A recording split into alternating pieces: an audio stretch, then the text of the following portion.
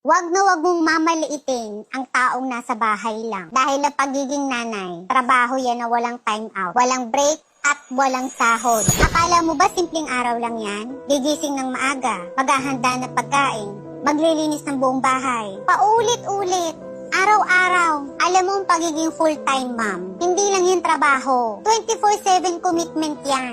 Walang leave, walang lunch break, walang 5 p.m. cut-off. Kahit nasa loob ka na ng banyo, tinatawag ka pa. Meron dyan, sasabihin, nasa bahay ka lang naman.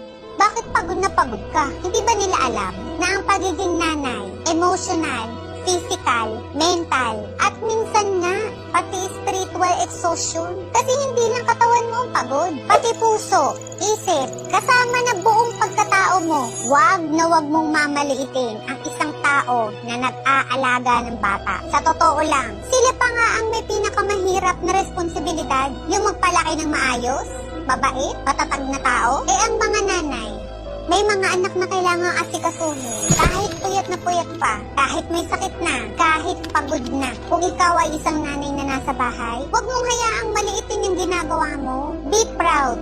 Kasi